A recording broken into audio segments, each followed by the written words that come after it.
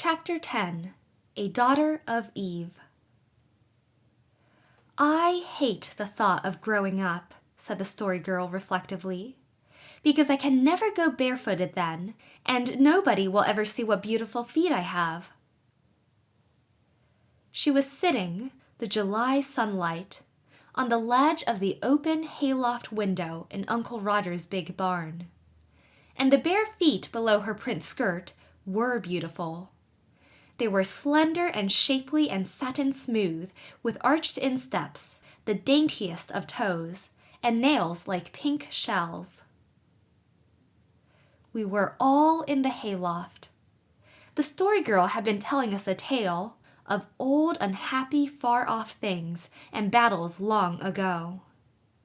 Felicity and Cecily were curled up in a corner, and we boys sprawled idly on the fragrant, sun-warm heaps.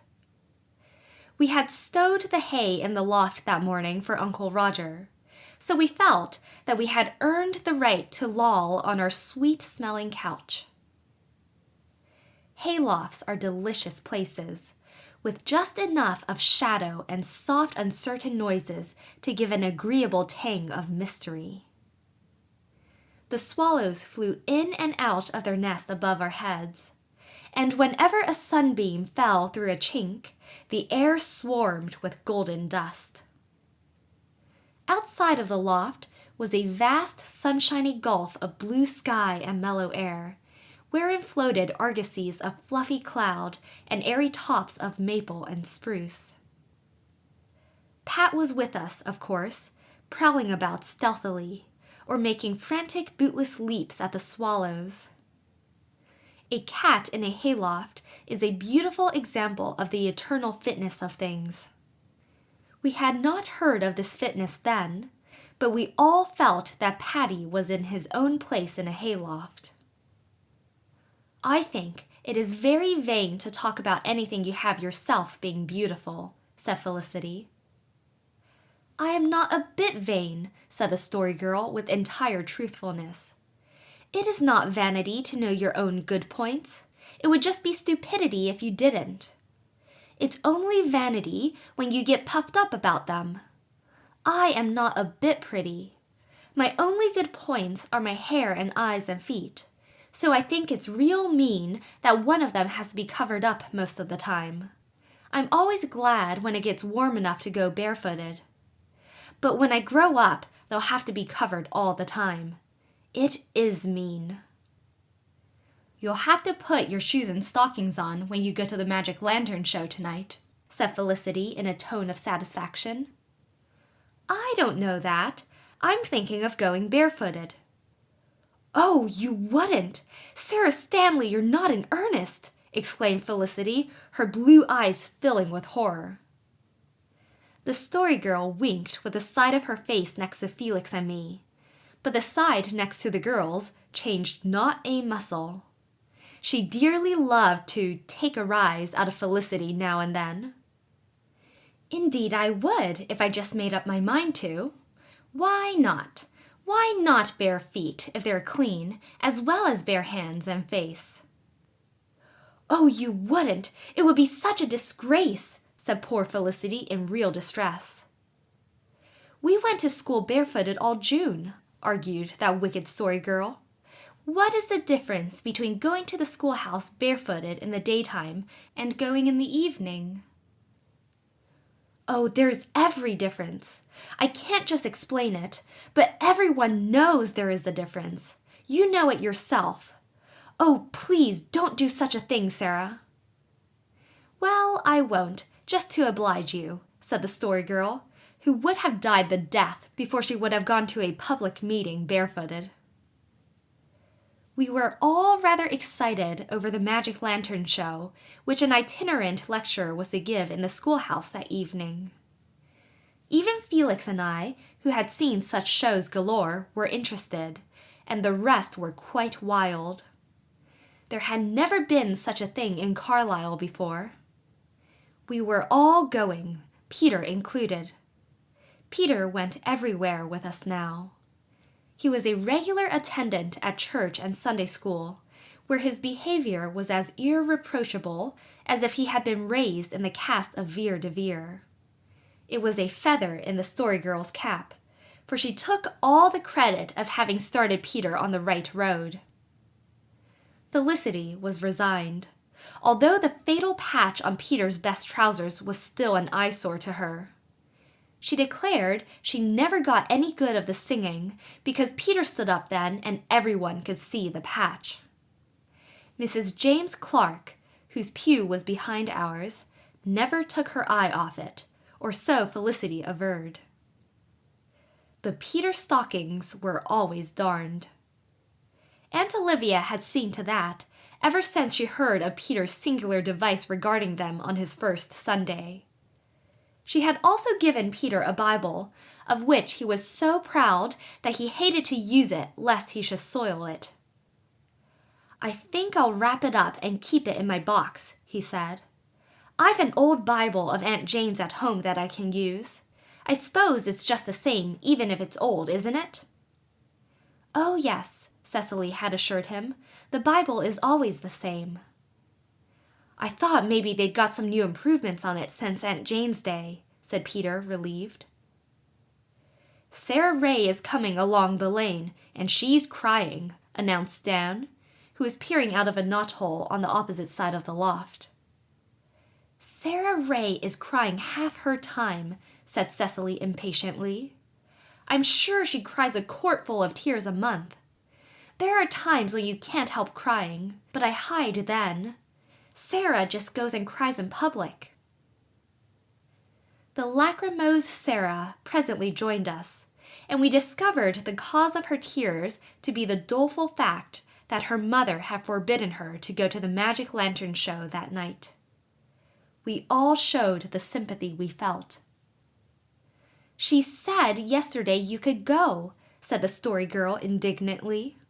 "Why has she changed her mind?" "Because of the measles in Markdale," sobbed Sarah. "She says Markdale is full of them, and there will be sure to be some of the Markdale people at the show. So I'm not to go. And I've never seen a magic lantern. I've never seen anything." "I don't believe there's any danger of catching measles," said Felicity. "If there was, we wouldn't be allowed to go." "I wish I could get the measles," said Sarah defiantly. "Maybe I'd be of some importance to Ma then." "Suppose Cecily goes down with you and coaxes your mother," suggested the Story Girl. "Perhaps she'd let you go then. She likes Cecily. She doesn't like either Felicity or me, so it would only make matters worse for us to try." "Ma's gone to town. Pa and her went this afternoon, and they're not coming back till tomorrow. There's nobody home but Judy Pineau and me." "Then," said the Story Girl, "why don't you just go to the show anyhow? Your mother won't ever know if you coax Judy to hold her tongue." "Oh, but that's wrong," said Felicity.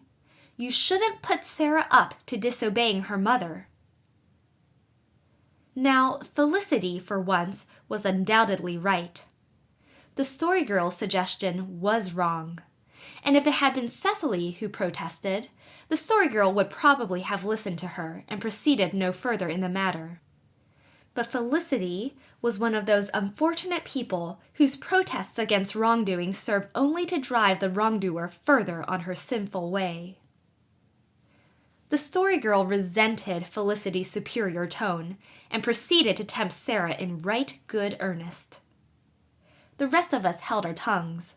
It was, we told ourselves, Sarah's own lookout. "I have a good mind to do it," said Sarah, "but I can't get my good clothes. They're in the spare room and Ma locked the door for fear somebody would get at the fruitcake. I haven't a single thing to wear except my school gingham." "Well, that's new and pretty," said the Story Girl. "We'll lend you some things. You can have my lace collar. That'll make the gingham quite elegant. And Cecily will lend you her second-best hat." "But I've no shoes or stockings. They're locked up too." "You can have a pair of mine," said Felicity. who probably thought that since Sarah was certain to yield to temptation, she might as well be garbed decently for her transgression. Sarah did yield. When the Story Girl's voice entreated, it was not easy to resist its temptation, even if you wanted to. That evening, when we started for the schoolhouse, Sarah Ray was among us, decked out in borrowed plumes. "Suppose she does catch the measles," Felicity said aside. "I don't believe there will be anybody there from Markdale. The lecturer is going to Markdale next week. They'll wait for that," said the Story Girl airily. It was a cool, dewy evening, and we walked down the long red hill in the highest of spirits. Over a valley filled with beech and spruce was a sunset afterglow, creamy yellow and a hue that was not so much red as the dream of red, with a young moon swung low in it. The air was sweet, with a breath of mown hayfields where swaths of clover had been steeping in the sun. Wild roses grew pinkly along the fences, and the roadsides were star-dusted with buttercups. Those of us who had nothing the matter with our consciences enjoyed our walk to the little whitewashed schoolhouse in the valley. Felicity and Cecily were void of offense towards all men. The Story Girl walked uprightly like an incarnate flame in her crimson silk. Her pretty feet were hidden in the tan-colored buttoned Paris boots which were the secret envy of every schoolgirl in Carlisle. But Sarah Ray was not happy. Her face was so melancholy that the Story Girl lost patience with her. The Story Girl herself was not altogether at ease. Probably her own conscience was troubling her, but admit it she would not. "Now, Sarah," she said, "you just take my advice and go into this with all your heart if you go at all. Never mind if it is bad. There's no use being naughty if you spoil your fun by wishing all the time you were good. You can repent afterwards, but there is no use in mixing the two things together."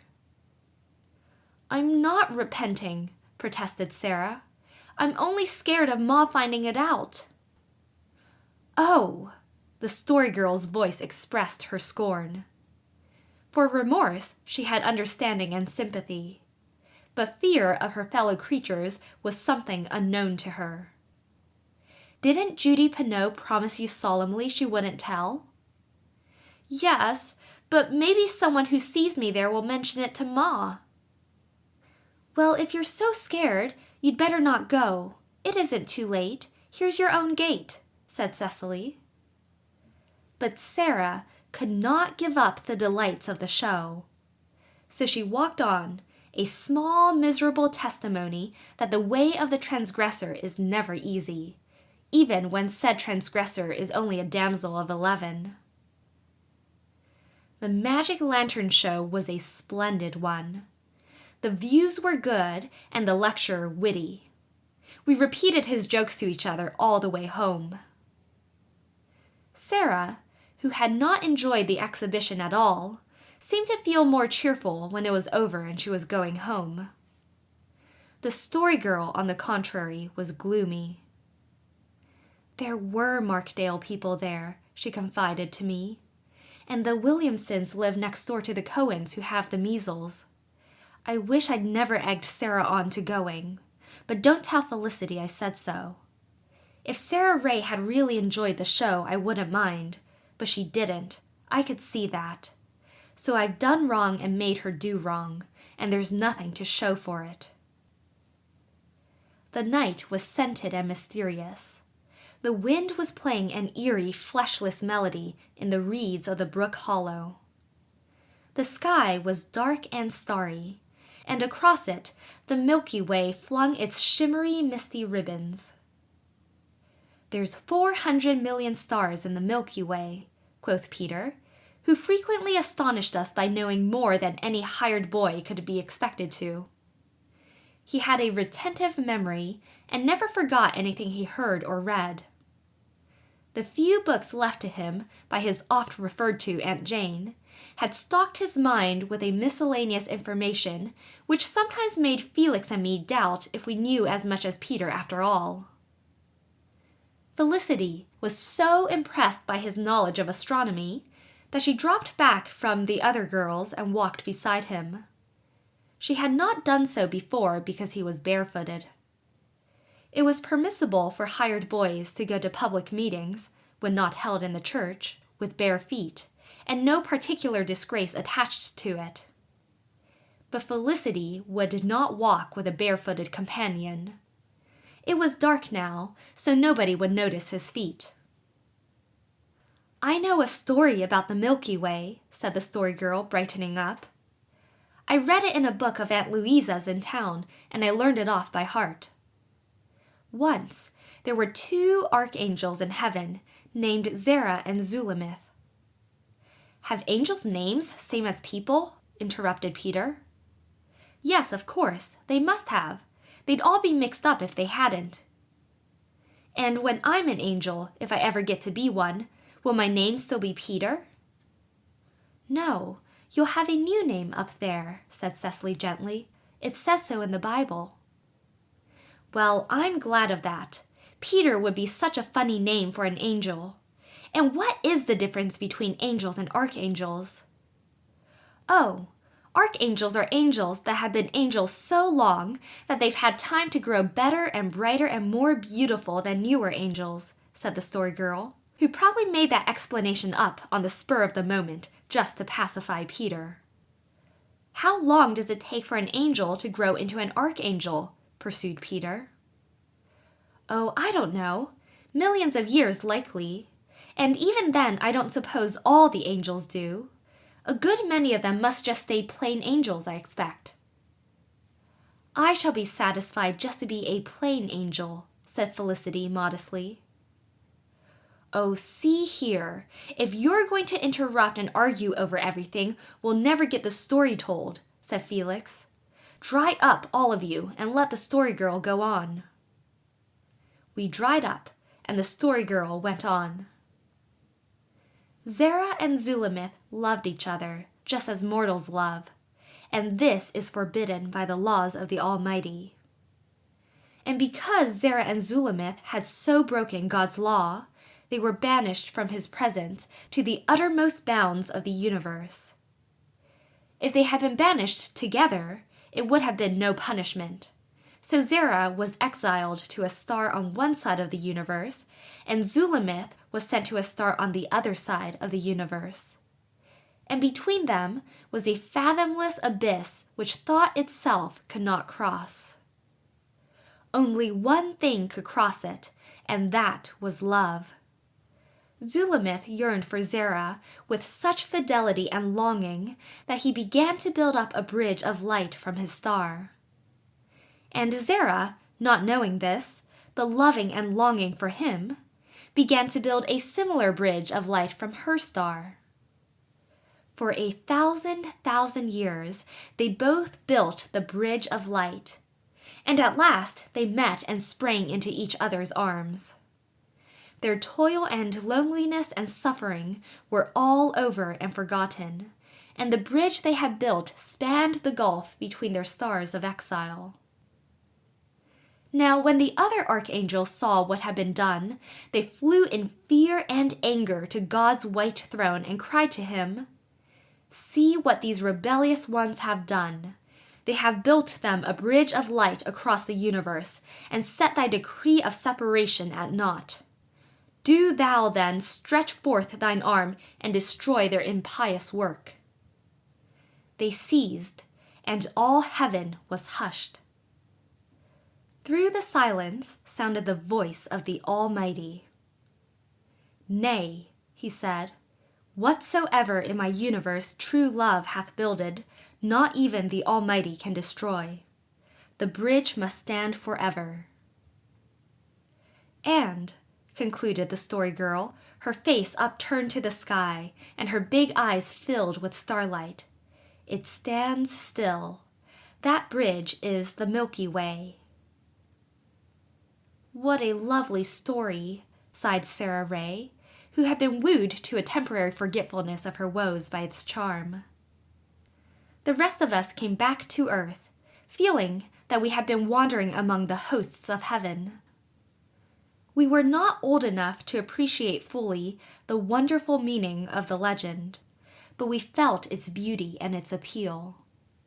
To us, forevermore, the Milky Way would be, not Peter's overwhelming garland of suns, but the lucent bridge love created, on which the banished archangels crossed from star to star. We had to go up Sarah Ray's lane with her to her very door, for she was afraid Peg Bowen would catch her if she went alone. Then the Story Girl and I walked up the hill together. Peter and Felicity lagged behind. Cecily and Dan and Felix were walking before us, hand in hand, singing a hymn. Cecily had a very sweet voice, and I listened in delight. But the Story Girl sighed. "What if Sarah does take the measles?" she asked miserably. "Everyone has to have the measles sometime," I said comfortingly, "and the younger you are, the better."